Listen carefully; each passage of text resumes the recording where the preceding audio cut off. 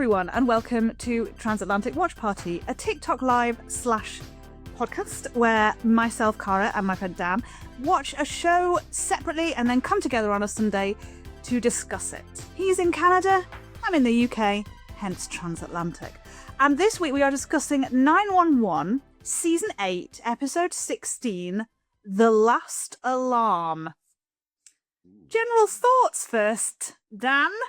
I mean, it was good. It was kind of weird not having an episode to watch last week, so it was nice to, see the episode, to see the show again. I liked it. I thought it was a great episode. I love that even though we kill off characters, those actors still get to hang around and be in stuff. So we're not necessarily saying goodbye to Bobby completely, because Peter Krause was in a lot of scenes this week. And so that was a nice busy week for a dead guy. Yeah, pretty much. It was good.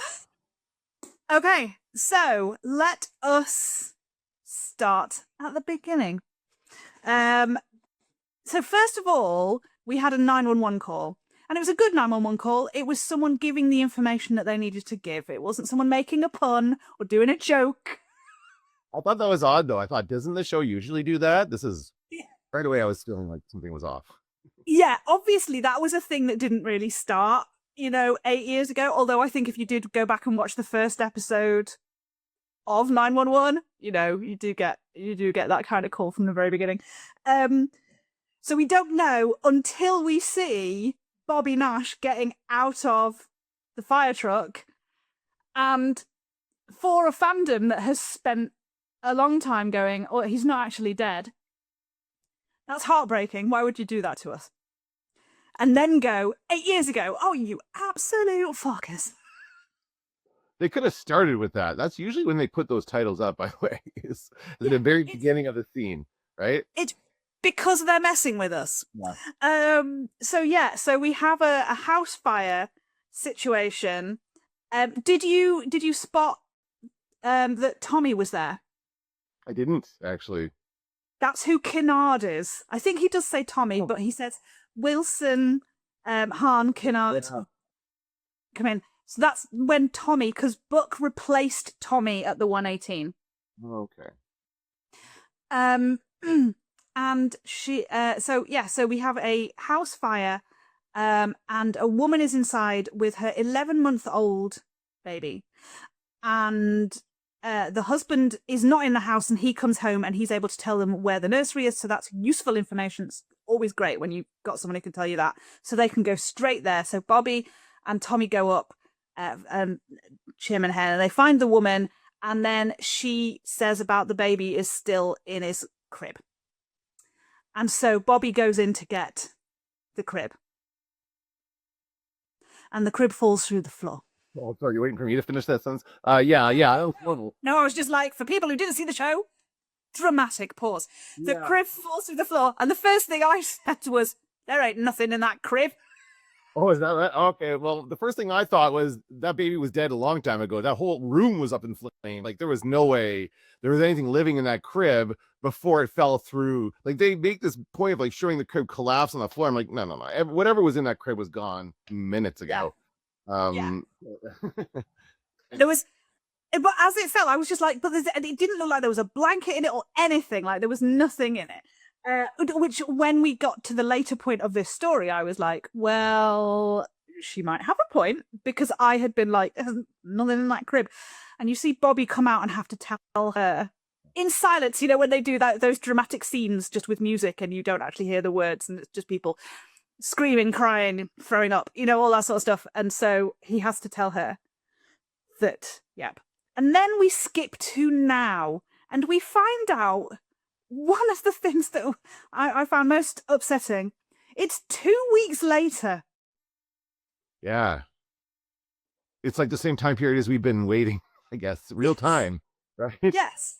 So they're doing it in real time, and that is whatever. But still, like, it takes a lot of the opportunities to show us these characters really going through it. And I love it when these characters are really going through it. That's why I watch this show.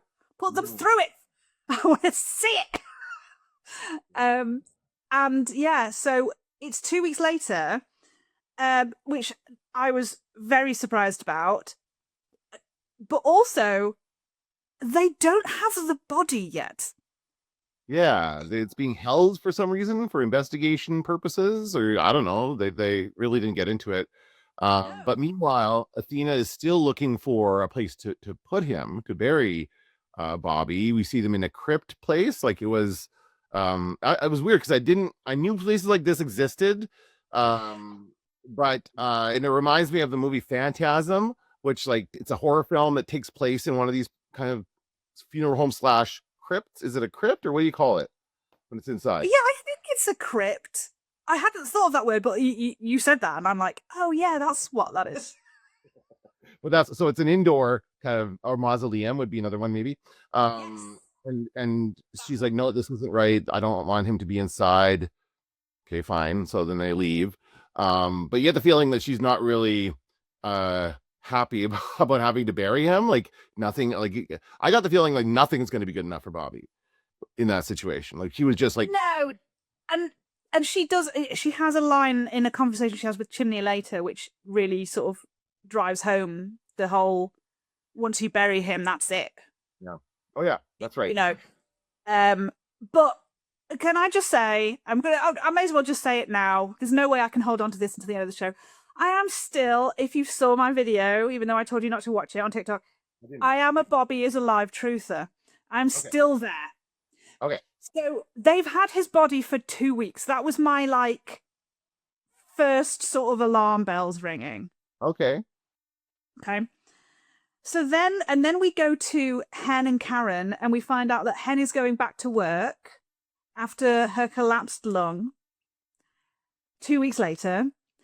I did Google it, and the NHS said, things should start be healing after like 1 to 2 weeks to recover, but it's like 6 to 8 weeks for a full recovery. So she said, "Don't worry, I'm on light duty," and then immediately we see her on duty being full on paramedic, and I was like, "I support you." So you were supposed to be on light duty. She was at the car crash, wasn't she? She was at the later on. That's hilarious. Yeah, like light duty to me means you're not going out on calls. It means you're just doing paperwork at the office or something. You're not because that would be dangerous. If you had to go to a fire situation, well, that would not be good. That's pretty funny. Yeah, so she's go back. He's had them pull a woman out of the car, and I'm like, "Stop it!" But she said something like it's everybody's going back. So like, is everybody been off for 2 weeks and now they're all going back on the same day? Is that what's happening here? Yes, and I think again later on, Book mentions therapy, and I think this has been a mandated sort of break for them. I wonder if there is a sort of when you lose someone on the job, whether you have like a mandated period. But also let us not forget that Chimney was in like organ failure, and I said it in our last episode. It doesn't make any sense to me that just giving him the vaccine, the cure for the disease, would cure everything that the disease had caused. That makes no medical sense to me. But he's fine. He's running. He's okay physically. He's running to avoid his problems, apparently, according to Maddie, right? Buck stops in on Maddie to check in and basically she tells him that he's never home. He's always out running. And basically he's just trying to avoid talking about it, I guess. Yeah. They have Maddie and Jimmy have this policy of complete honesty, and they're going to be like talk to each other about what's wrong, and he knows that, so he's just like trying to stay out of the house so she can't confront him about it, right? Which of course he does.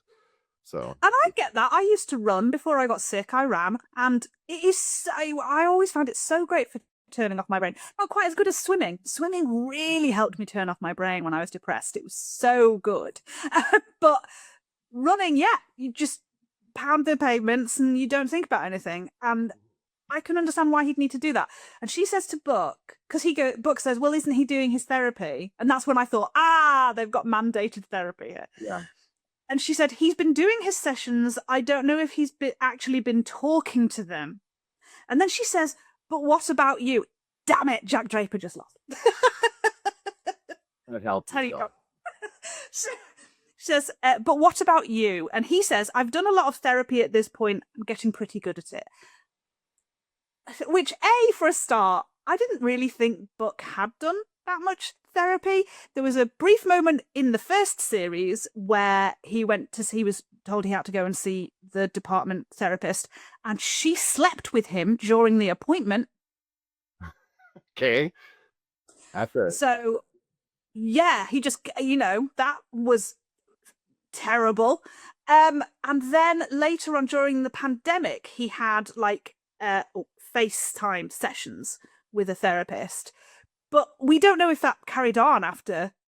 So I was like, what? It makes it sound like he's been in therapy every week ever since. I didn't really ever get that impression. But also, people have been upset that we didn't see we didn't see Buck grieving. And yes, I'm completely upset. It doesn't make any sense that Buck, he's going to be so devastated about losing Bobby. And maybe because it's been 2 weeks, and maybe he's just trying to be there for everyone else and he hasn't had time to process it, or whatever's going on. But when he said, oh, I'm getting pretty good at it, like, it made it sound like he wasn't grieving, like he's okay. I don't think that's what he was saying. I think he was, when she said, what about you? He answered it as though she was asking, have you actually been talking to your therapist? Yeah. And he was like, I'm good at therapy. That was the answer to that question. It was absolutely, it had nothing to do with whether, his response to Bobby dying. Then we go to, yes, Athena. Oh, she gets a call. Yeah. Yes, when they were in the mausoleum, because I think that is the right word. When they were in the mausoleum, she got a call that she was angry about, and we didn't know what it was. And she turns up at the firehouse, and it turns out that Chimney has been badgering the department so much about the fact that they haven't released Bobby's body that he has forced their hand. Again, for me, alarm bells.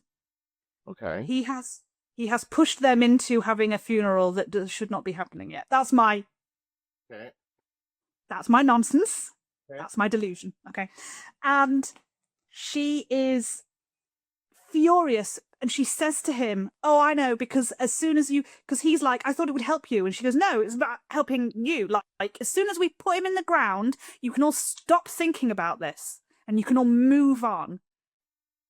And she says something like, you can all forget about how he died or something, to Chimney. Yeah.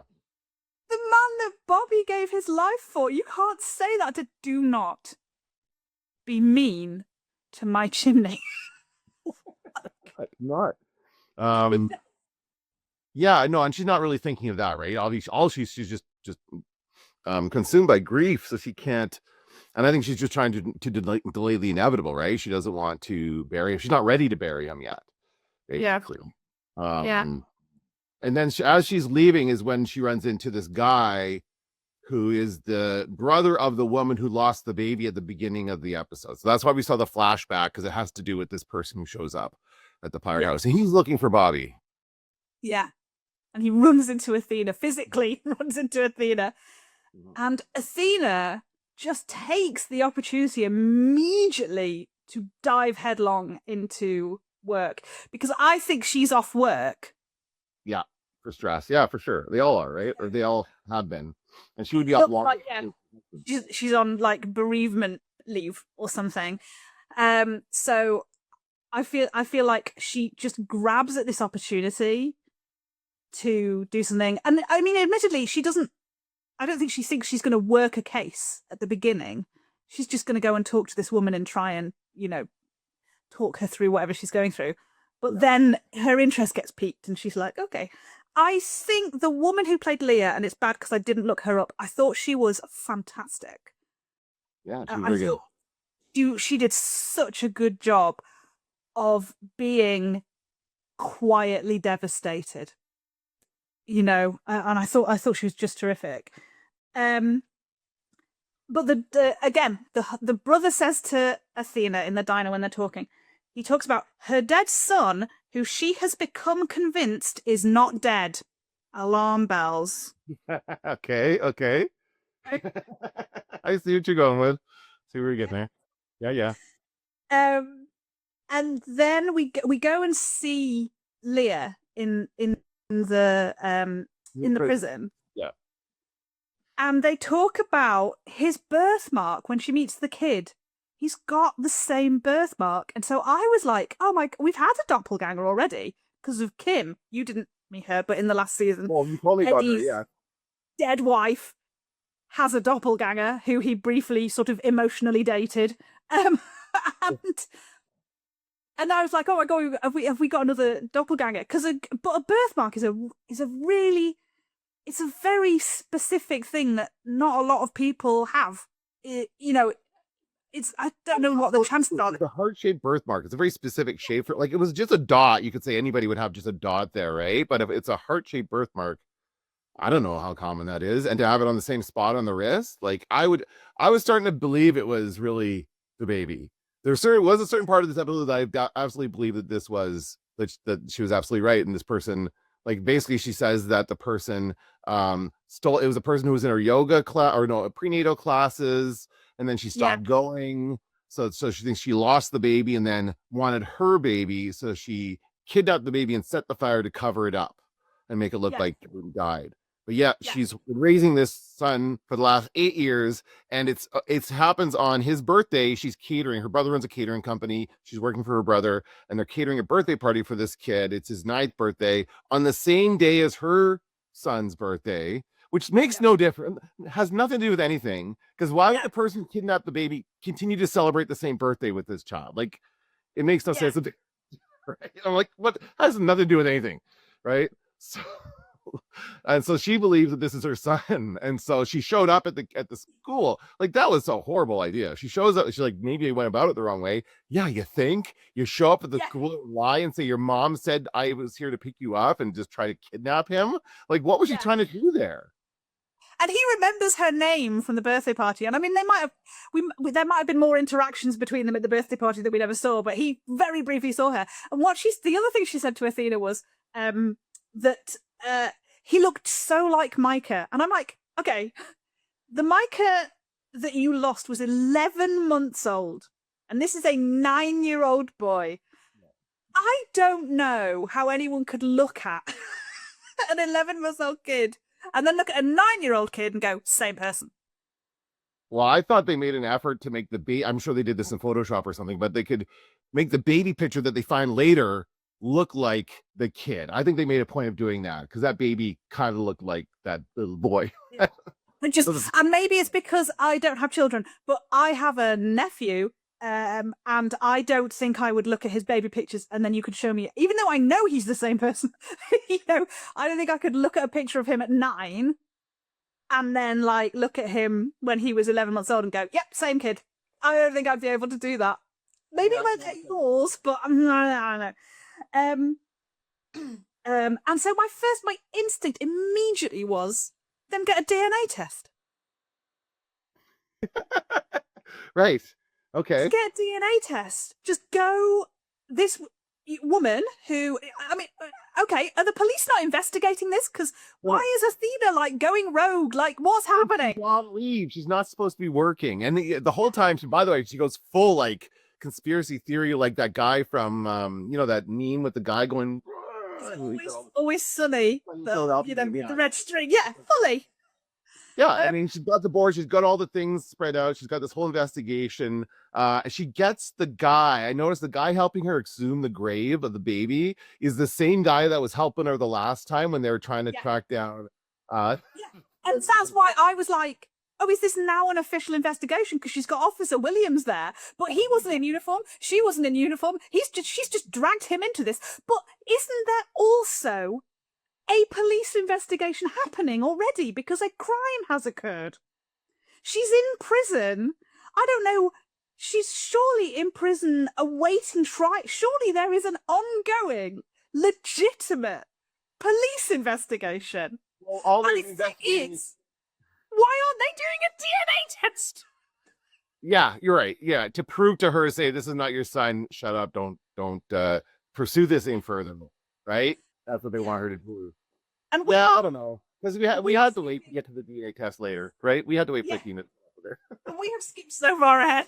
It's because before Oh, before all of this stuff, before even she goes to the prison to meet Leah, we have the car crash. We have the scene with the 118, which I just wrote, "Oh fuck you, Gerard," because why do you get to stand up and make a speech about how much this man meant to you?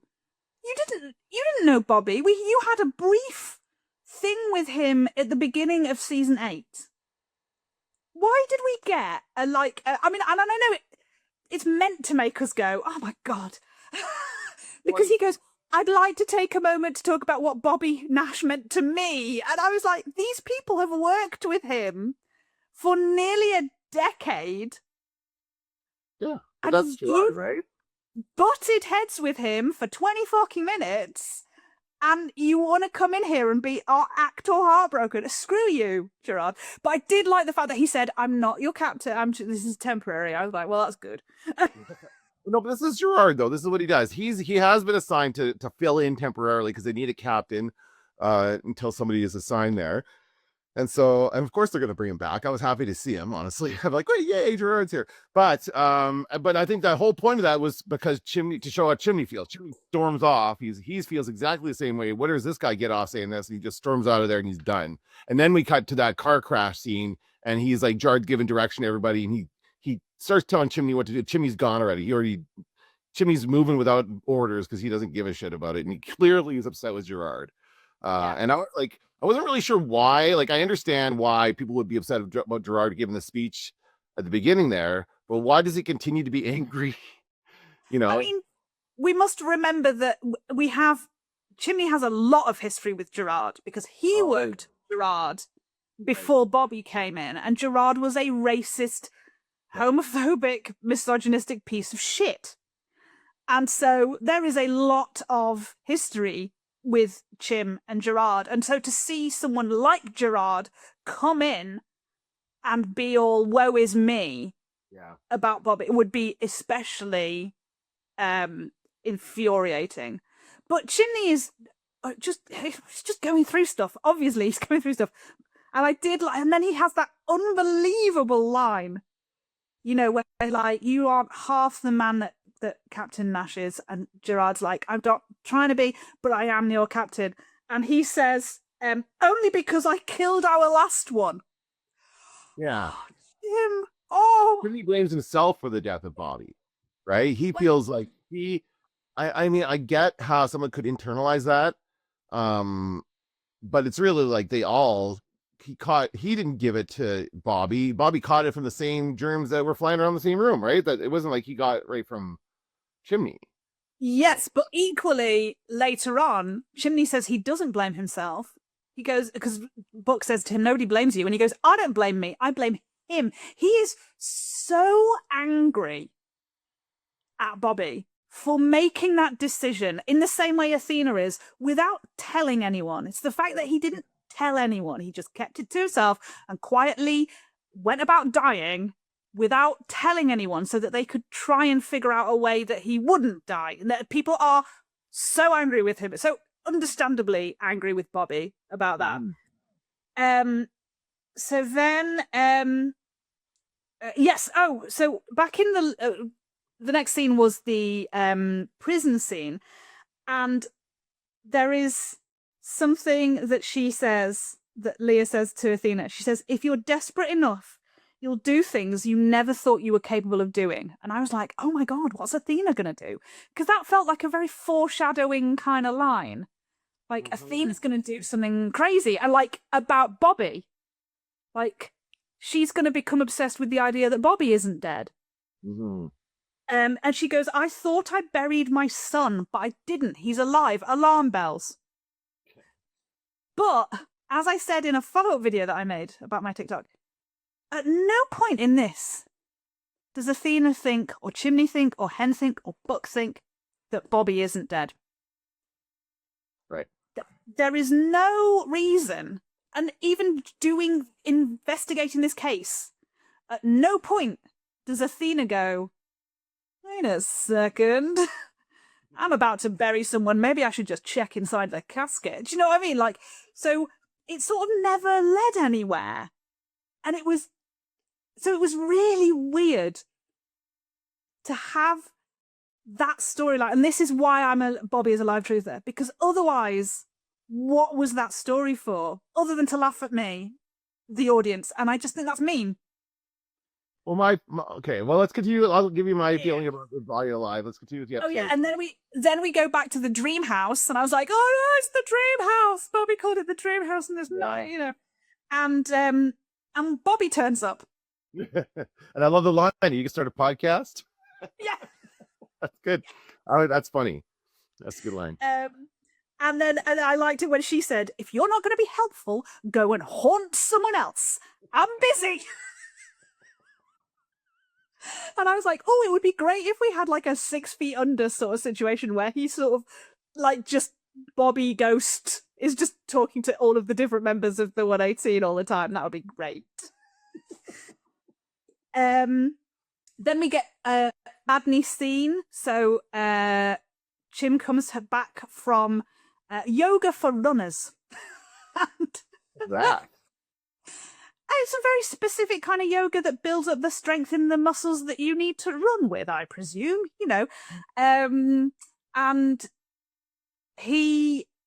and she's like, oh, another thing that's going to take you out of the house for hours at a time. And I'm like, how long is a yoga for runners class? Jesus. And I thought their conversation there was so good, because she was like, you're shutting me out and don't insult my intelligence by saying you're not. And if you keep running, there's no point in running. You can't ever run far enough. You will carry that pain with you and it will eventually take you down. And he said, I think it already has. I'm not trying to shut you out. I'm just trying to figure out how to get back up on my feet. And I thought that was such a good line of like, he kind of has to do some of it on his own. He has to figure out how to move on from this, because it's such a big thing that he specifically went through. Bobby gave his life for him. That's a huge responsibility, to carry with him as he feels, I get that. Then we go to the exhumation, and there's Officer Williams, not in his uniform, but nice to see him again. And he says the brother turns up, and he's like, don't do this. And we still don't know why he's saying that, but he's like, do not do this. And he says, my sister is crazy. Looks like it's contagious.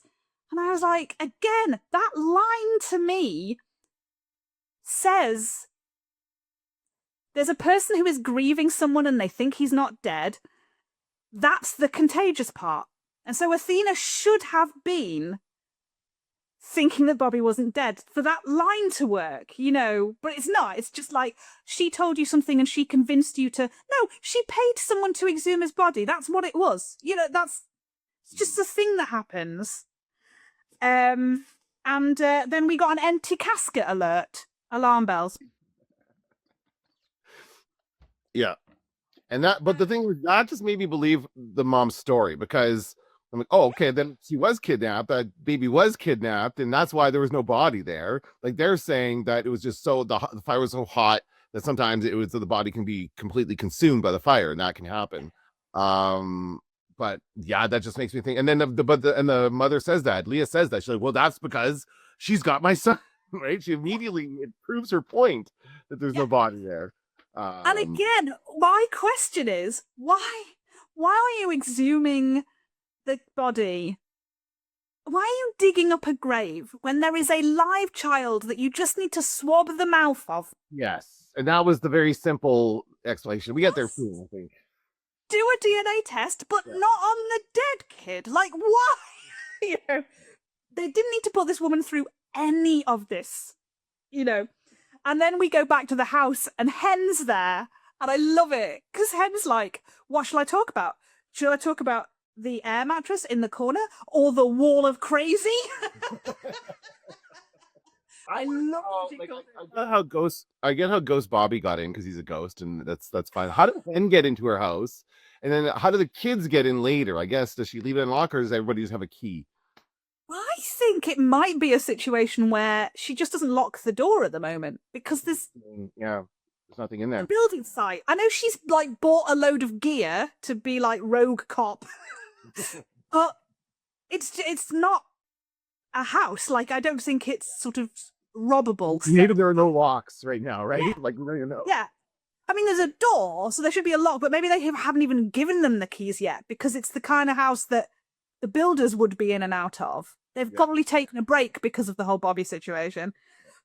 But yeah, I don't think there's a lock that she's using on that door. Mhm. So I think that's how everyone's getting it. And yeah, and then we see Athena go to Cameron's house, which is the kid that Leah thinks is actually her son Micah. And my immediate response was, "Oh my god, your kid's just nearly been kidnapped, and you're letting him open the door to strangers." Fair point. Yeah.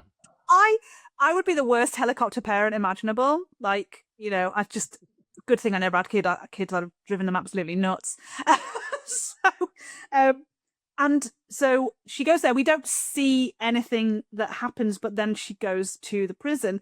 And again, they do this thing, and they do it all the time. They put people through things that they don't need to put them through. She sits down with a file, and she says, "We exhumed the body." And Leah goes, "Oh, it wasn't my son in there, was it?" And Athena goes, "No." Okay, no. You're leading this woman on. Yeah. Just say, "We exhumed the body, we exhumed the casket, and it was empty because of this reason. So we did a DNA test, and it turns out that kid is the kid of the person." Don't be like, "And then we did a DNA test on the kid, and there was a familial match." Just, what are you doing? You're torturing this woman. Not much to you. Yeah, that was very, very drawn out, and it's like, this is just for dramatic purposes for the audience. This is not for anything else. Right. I don't like it because we knew there wasn't a body, so that dramatic. I kind of thought there was. I kind of thought that that I kind of believed that it was really her son for a while. Right. Yes. I thought so. But the whole, you know, "It wasn't my son in there." No. Oh, yeah, no, we knew that already. So, like, you don't need to lead us on in that moment. But it's just, whenever they do something, except for the mains, when they injure a main character or put them through an emotional ringer for my entertainment, that's fine. But when it's like a main character doing it to someone else for my entertainment, I'm like, no, I feel bad about this. So yeah, I don't like that they thing. And then, you know, and again, she was just brilliant in that scene, absolutely brilliant. And she's like, "I'm sorry that I did this, and, you know, you must think I'm crazy." And Athena says, "No, for a moment you let yourself believe that miracles were possible." Again, like, it's kind of alarm belly, except again, it doesn't relate to Athena. Because she doesn't, there is no doubt in her mind that he's dead. He's appearing to her as a ghost. So he's dead. So that's weird. And then we get a lovely, but weird for me, scene between Bobby and Leah in the hospital from 8 years ago. And the reason I say it's weird is that in the first episode, I think in the pilot episode, Bobby very specifically tells Buck that their job ends at the glass doors. Right. Of the hospital. You give your patient over to them, and then you never know if they're okay. You never hear or speak about them ever again. You know, that is your job. Your job is to get them to the hospital, and once you've done that, your job is done. So why, 8 years ago, just before he tells Buck this, is he visiting this woman in hospital? Well, maybe you make some acceptance that we lost a baby. Right? Yeah. We'll comfort them and tell them. And I think that, I mean, it was like, she comes up, she's like, "Have you ever lost any children?" He's like, "Yes, 2," whatever, however that played out. Like, he's trying to make him like feel bad. And she's like, "I'm sorry." Like, "Oh shit, it's worse for you." Like, yeah. He fully Uno reversed on her. Because she was like, "And how many kids have you lost?" And he was like, mic drop, 2. Oh, boy. Ask me how they died, bitch. Ask me how they died. They died in a fire like yours. But do you know who started that fire? Me. Like, you really could have done a tremendous trauma dump on that woman. No, but he was great. He's like, no need to apologize. He understands. He's been there, and he tells her that he has faith that he will be with him again. That's his belief, right? That's his. Yes.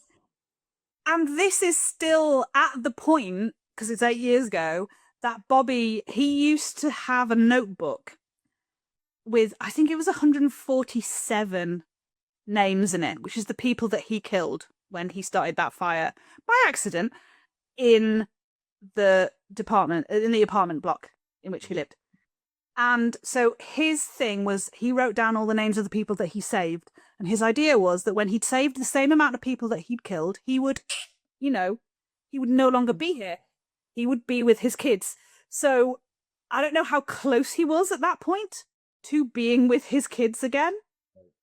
But that's where he was emotionally when he was having that conversation with that woman. He wasn't thinking it'll be years until I see them. He was thinking he was probably thinking it's going to be relatively soon. And then we got Ravi turning up at Buck's place, Buck/Eddie's place, and being like, oh, I'm not your probie anymore. Why am I picking up your dry cleaning? And he was like, because I was picking up this guy. And then we saw Eddie for the first time in like 3 fucking weeks. And he looked good. He had stubble. I'm always here for stubbly or mustachioed Eddie. Yeah, but then he was clean shaven by the next time we saw him for the funeral, so. Yeah. And Buck is still baking. Because now he's got more things to deal with, so he's still baking. Because first it was Tommy, then it was Eddie leaving, so he's doing all his baking, and now Bobby's died. This guy is not having a good time. Why he hasn't gained like 30 pounds? Like, honestly, he's got so much food in those. I don't know that he eats much of it. I think he takes it. I think everyone else. Why hasn't everyone else gained 30 pounds? That's the question. And they're going, and then they get ready, and they're going to the funeral. And we see him get a phone call from Maddie, and he says, Ravi, can you take Eddie to the funeral? And he's like, I have to pick up something for the service.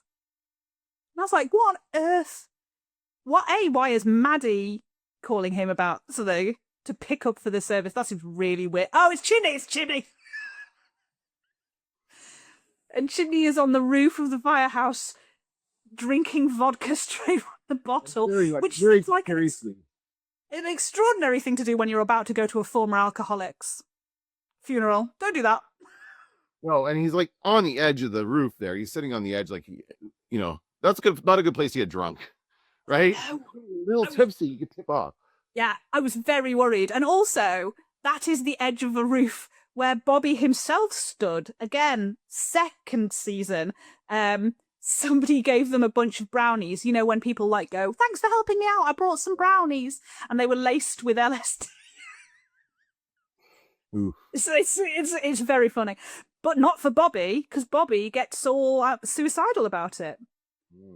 And is standing up on the top of the, in the similar sort of situation. I was like, this is too many callbacks for me. I don't like this.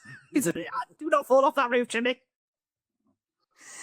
And then he talks about he's as angry as Athena is, because when Athena was talking to Hen, that's what she was angry about. He made that decision without me. He did not trust me to make difficult decisions with him. He just took that, that autonomy away from me. Like, I had no choice. I had no knowledge. He just sacrificed himself. Good for him. What that leave me with, and Chimney's the same. Like, I don't know what he gave his life so I could live, and I'm not sure what I'm supposed to do with that.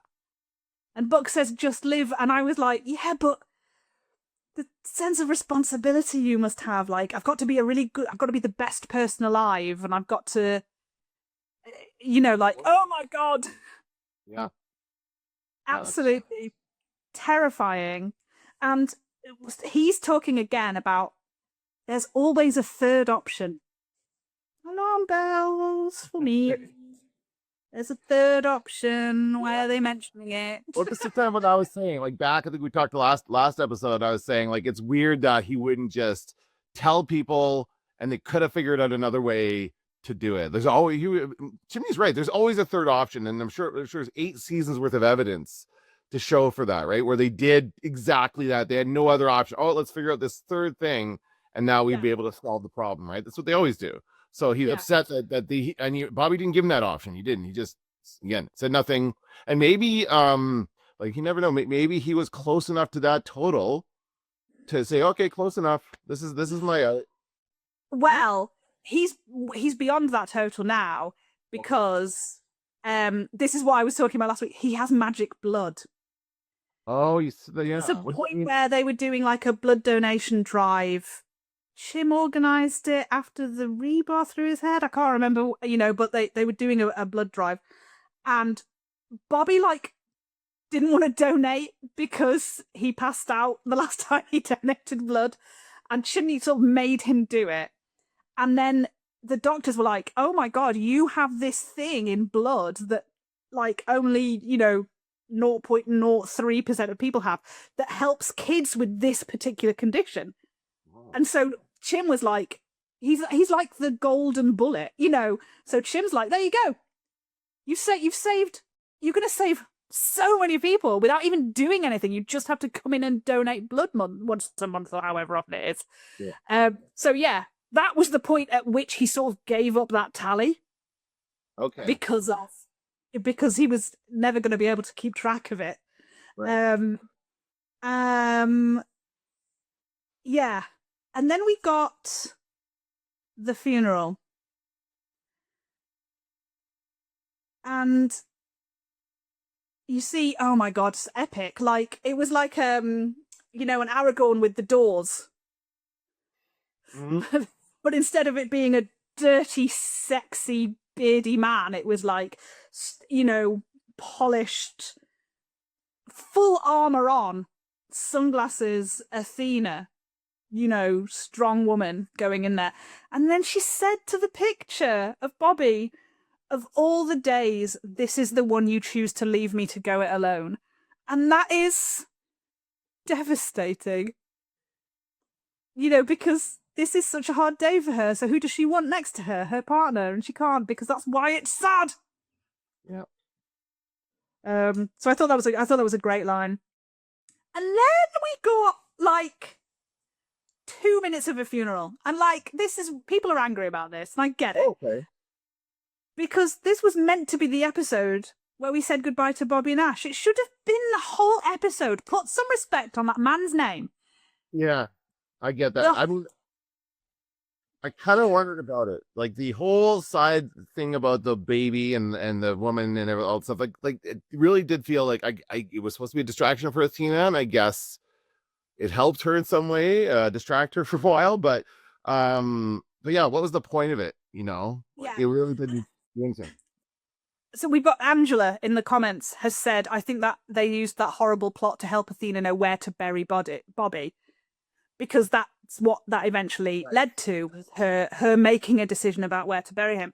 But it could have been anything. Did it have to be, someone we thought was dead is actually alive? Oh no, actually they're not. But there's an empty casket. Like, did it have to be that? That feels, it's either foreshadowing or it's really mean. Or it's a leftover plot that they didn't use for some other episode, right? That would just be terrible writing. Right. That would just be, this show it's a silly show. I always say that. But that would be particularly stupid of them. So we get the funeral and you see all of the people. And it's funny, I think about it with people like this who give their lives to their community, this sort of thing. And then their entire funeral is about that. It's about their job. And I kind of go, I don't know how I would feel about that as someone who had lost someone, but I wasn't a firefighter.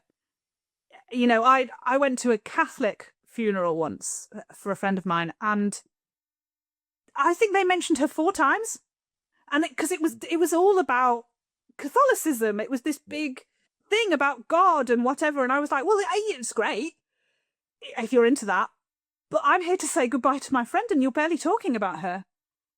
And it was really weird, and I felt a bit like that about Bobby's funeral. Like, wow, this is really heavily about his job, isn't it?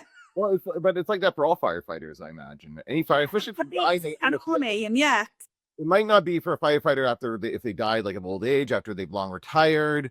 They wouldn't have the big procession or anything like that. But it's like, yeah, somebody who dies in the field doing their job, they're going to have this big funeral, and they would do the same for police. They would do almost any kind of first responder. I think would probably get that.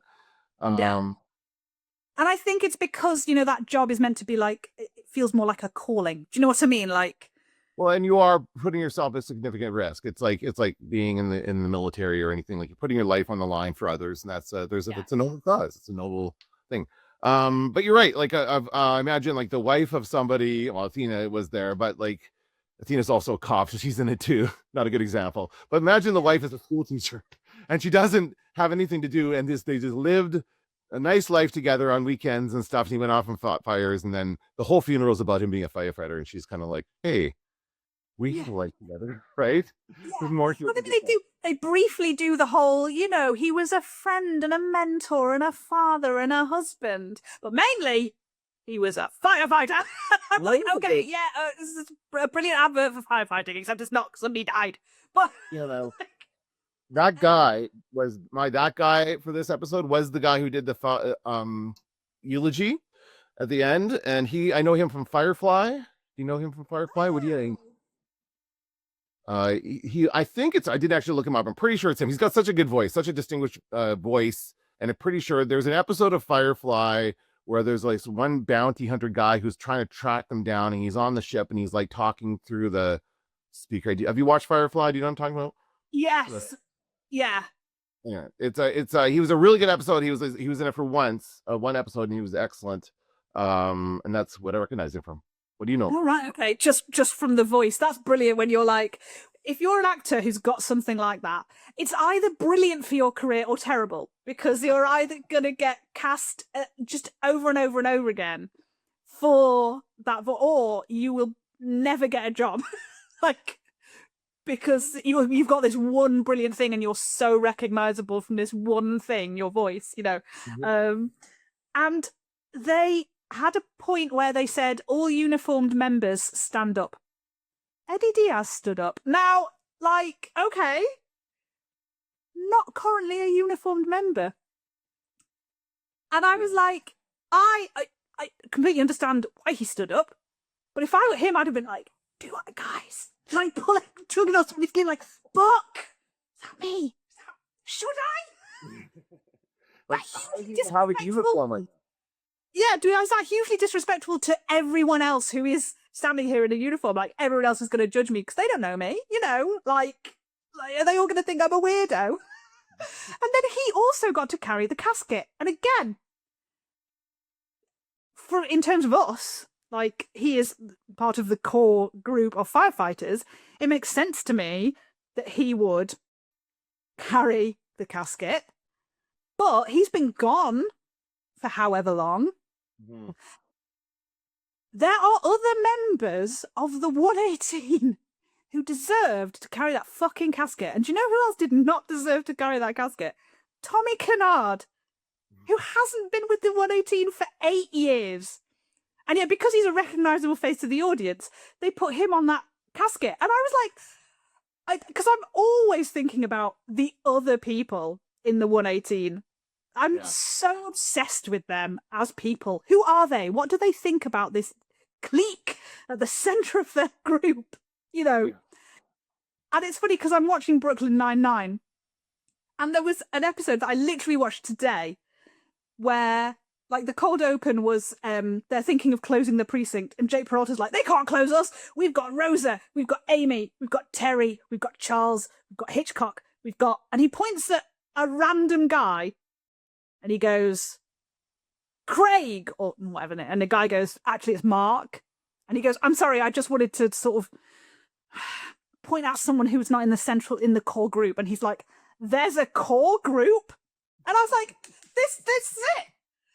There are so many people who have worked at the 118 for years, like extras that you've seen in the background, who have been on the show for years.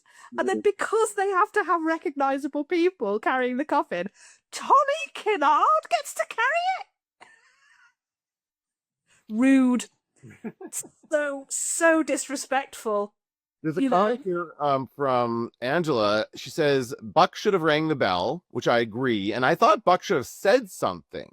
Like, why wouldn't we have more of the other people from his crew actually, like this guy who I guess was a chief or whatever, was why he was making the eulogy. But let's get some people from his actual crew saying something about him. Why didn't we do any of that? Because this episode was not anybody grieving Bobby. Yeah. That it was really disrespectful to for a show that's always said we will never kill off a main character, to then kill off the main character. Yeah. And then spend the next episode, which is meant to be us all dealing with him being dead. Alarm bells. Why are we doing that? To then have a whole episode that's about somebody else, and then anytime we have any of the grieving, like Chimney and Athena were obviously the central grievers for this episode, and they were bloody marvellous at it. No doubt.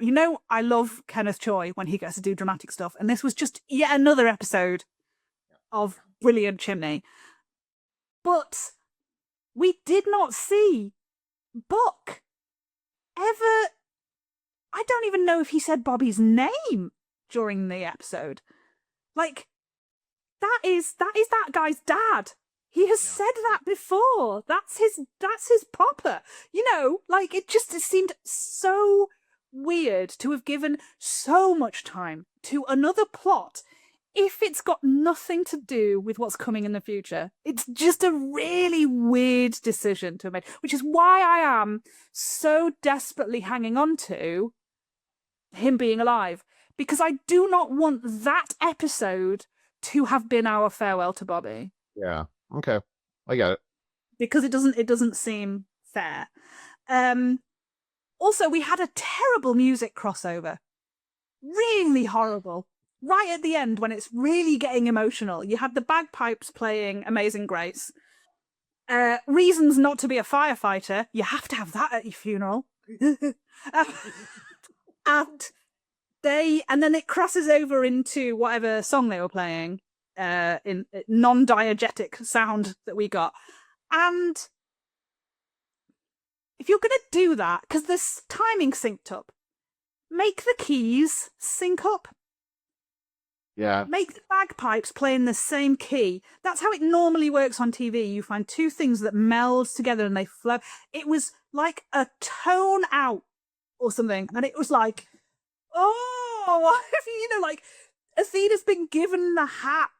She's like, it's like when they're given the flag when they're army. She's been given the hat. It's so emotional, and it's like in the background, like just jarring. I was not happy about that. And then we found out where she buried Bobby. Yeah. Back wherever he used to be. I don't know where that is. But... Well, at Minnesota. It was Minnesota. Oh, okay.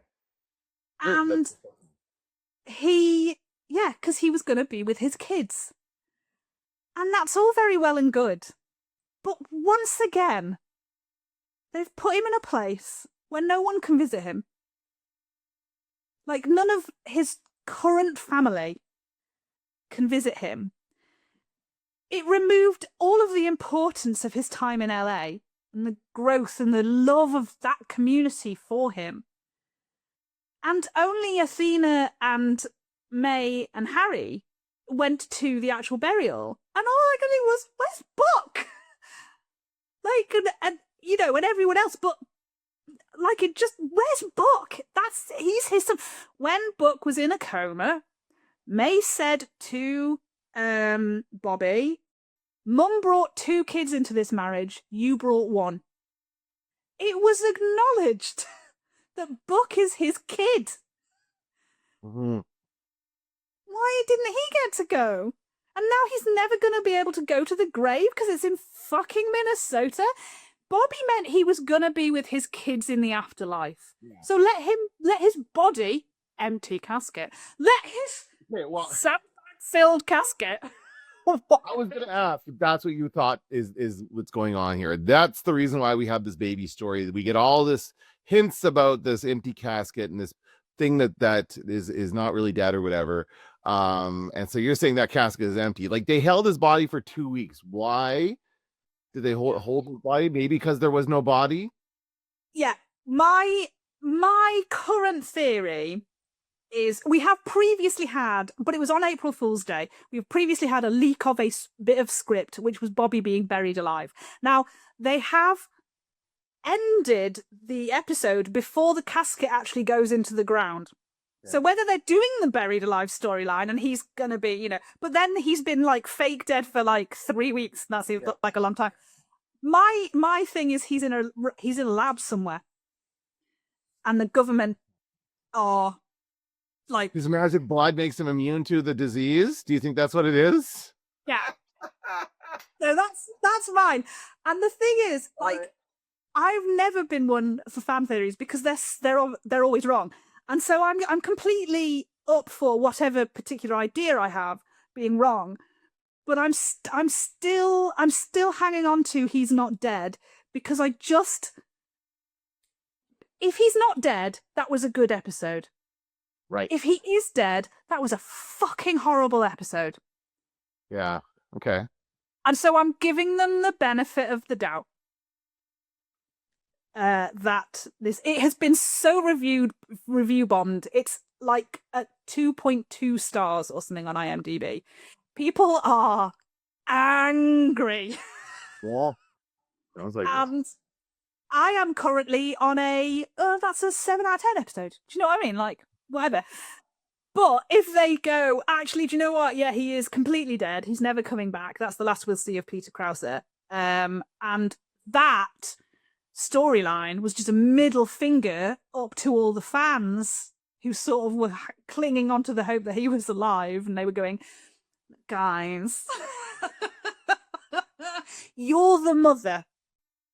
It's not that Athena's the mother, it's that you're the mother and you need to let this go. Then I will go back to that and think and go, well, this was an awful episode where you prioritized mocking the fandom over giving your main character, him and Athena are, the big heavy hitter headliner executive producers of this show, that you did not give him an entire episode that was not just like a bottle episode of just everyone sitting around talking about Bobby. That's what we should have had. Yeah. Right. So that's why I'm clinging onto it, because I don't want them to have done that. I want them to treat it properly. I thought you were still going to have your theory about Chimney having his fever dream, and I was going to be like, well, why is Chimney imagining a B storyline with this kid baby then? Why would Chimney be thinking about that? Which makes no sense. So I guess, that makes sense.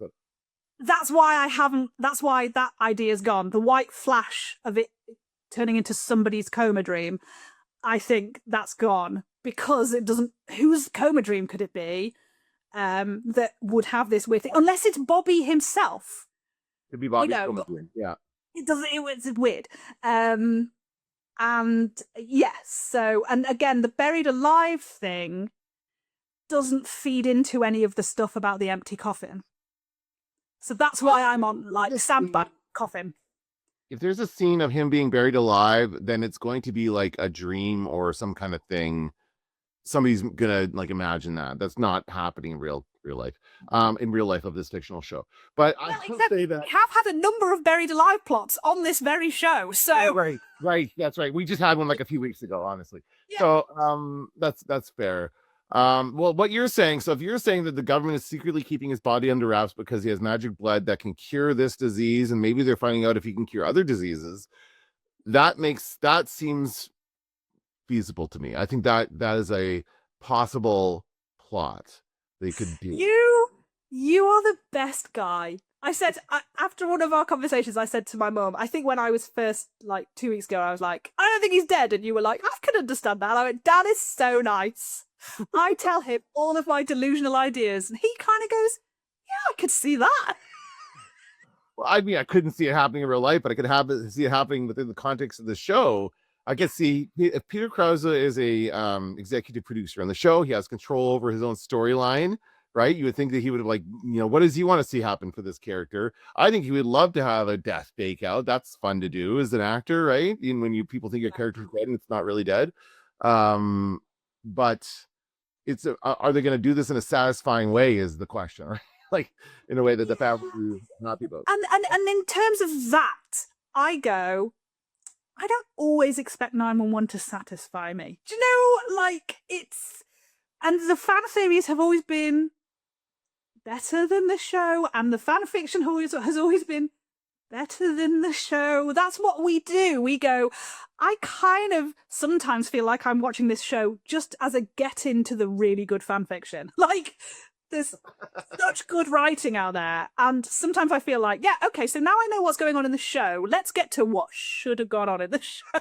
Oh, okay, I get it. I get you. And so I don't really always expect to be fully satisfied by a 911 plot. They bring in terribly traumatic things, and then people move on from them very quickly. But Bobby's death. I didn't even notice Maddie's neck this week. Did you notice Maddie's neck? Is it still got the scar on it? Didn't look, because I was so like, how pregnant is she? Very pregnant. She got very pregnant very quickly. But somebody did do a timeline, and it does work out. It has been like 6 months. Okay. I was going to ask, do you think people are going to be upset if Bobby is really not dead and it's a fake out? Would people be upset, or would they be happy? I think people will be absolutely fuming because of how it's been handled. Yeah, okay. Because they've taken it too far. Like they've had people like Peter Krause has gone on Good Morning America to do an interview about leaving the show, and people have put up posts. Although some people haven't put up goodbye posts. Jennifer Love Hewitt never did one. Ryan Guzman never did one. But after this week's episode, he put up a story saying R.I.P. Bobby Nash, and it was a picture of Peter Krause going like, so it was funny. Right. Oliver Stark did one that ended with a quote that was very Wrath of Khan like. He took like what do you call it? He didn't use the exact words. He used sort of the idea of that quote from Wrath of Khan. The few or the one? Sorry? Is it the quote where they say the needs of the many outweigh the needs of the one? It was like he has always been and will always be our something. Oh yeah, okay, yeah. And he used that in Bobby Nash terms, and now he has deleted that post. So that, which is a very Oliver Stark thing to do. He delete posts all the time.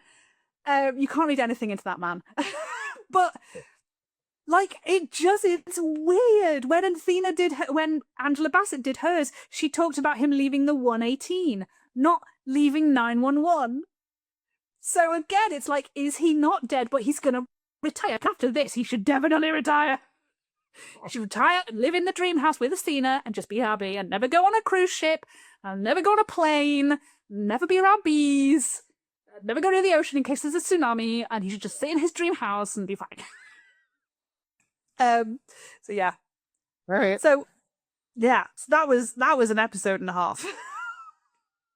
Yeah, well, we'll see. I mean, again, your theory is not completely crazy. I think that it's just as likely as, I think it's just as likely that they did a poor job of handling this character's death. Like, it could be like he's really gone and they just did a shitty episode to handle it, but that happens, right? So bad. Yeah. So other than that, what have you been watching? I know you've been watching the Meryl Streep stuff because I saw your review of She-Devil, and I said, and my mum loves Meryl Streep, and I'd never heard of it, and I was like, we have to watch that. That looks brilliant.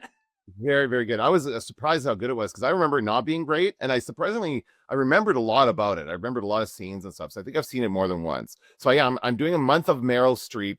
I also watched The Devil Wears Prada last night, so I'm going to write up a review of that. television wise, though, I've been catching up on Black Mirror because I realized the new season of Black Mirror came out, and I watched a couple of those episodes. Like I watched the one with Aquafina about like the old timey movie. Did you watch it at all? Do you watch Black Mirror? I watched the I watched the first season of Okay. Black Mirror, and I've never seen any more of it. Okay. Well, that first season is pretty disturbing at times. But I could say, so I understand that. I realized I stopped watching it after it was season 5 when they brought in Miley Cyrus for an episode. Like, Miley Cyrus, come on. I didn't bother watching it. And so I stopped at that point. So I kind of gone back and I've been watching a few episodes here and there. The good thing about Black Mirror is you can just watch any episode. They're all standalone stories. So you can just kind of jump around. So there's been some good ones, though. There's been some really good episodes in there.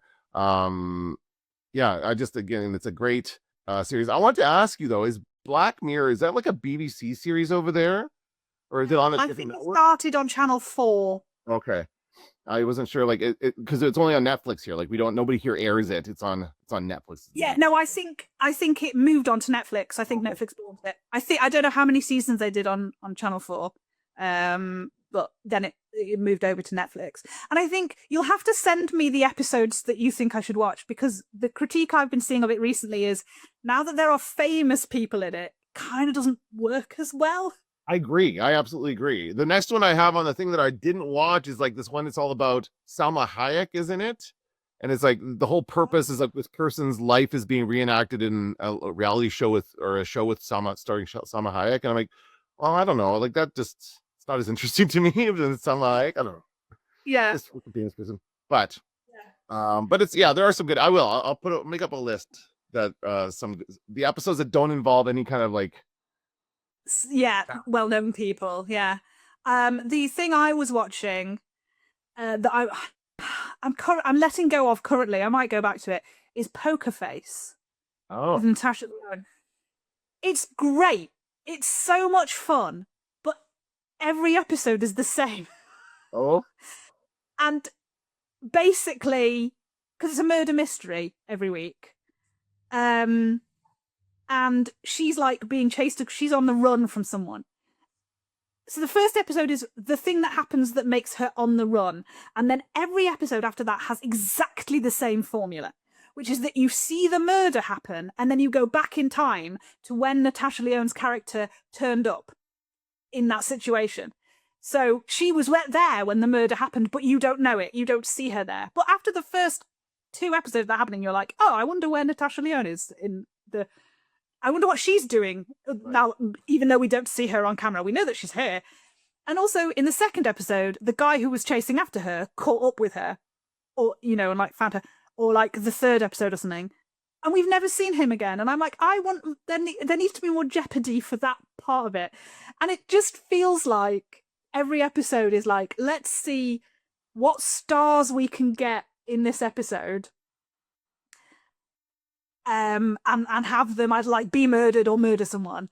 Okay. And so every episode is completely dependent on how good that particular story is. Because there's no through line. So every week it's the same episode with different people doing a slightly different thing. And so I just kind of went, oh, it's not bingeable, this. This should be watched once a week. Right. I get it. That's weird because it kind of sounds similar to her other show, Russian Doll, which was like the same thing happening every episode with the same people. Remember, it was kind of a Groundhog Day situation where she like dies and gets relived. So it's like every episode is very similar. Although that had a through line. That had like a through line story. It was much better. I liked that first season. Yeah, she was trying to get out of the time. The first season of Russian Doll was just exceptional. It was so good. And the second season was good, but I wasn't really quite so sure about the point they were making. But the first one was, oh my God, it just broke my heart. It was so, so brilliant. And so, this just sort of feels like a load of mates have got together to make a TV show. That's not a bad thing. But sometimes because of that, when the episode isn't as good, you feel a bit more angry about it. I get it, yeah. You're like, oh, this is just like, oh, stop having fun with your mates and entertain me. Come up with a story. Give us more than just this repetitive formula. Yeah. All right. Oh, yeah. Well. Cool. So it's been renewed for a season 2, and season 2 is about to come out. And Okay. Yeah. I'll just there. That's available for me. That's available on the CBC app, which is the Canadian Broadcasting Corporation. And it's available for free, so I can watch Poker Face there. Yeah. Well, maybe watch the first 3 episodes, and then you kind of know what's happening. Yeah. All right. Well, we have gone over, so That's okay. I don't want to keep you, because for me it's nearly bedtime, but for you, you've got like a whole rest of your day to enjoy. Yeah, I don't know what I'm gonna do. Okay, maybe we should just stay here. No, I got stuff to do. I'm gonna go. Dan immediately backtracks into there. He also wants to stand up and walk around for a bit, because it's sitting here for a minute. Yeah. All right. Get the blood moving. Okay, well, next week, I can't even remember what the episode's called. Oh, Don't Drink the Water. The next week's called Don't Drink the Water. So the question is, will Eddie be back? If not, is he really in the show anymore? What happened to Eddie? Give me my Eddie back. Thank you very much. And because I think Gerard is still in charge. So it will be, yes.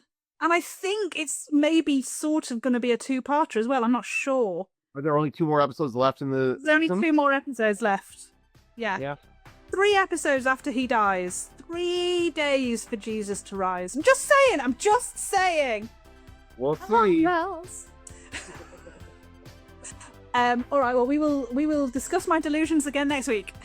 Sounds good. See you later. Bye.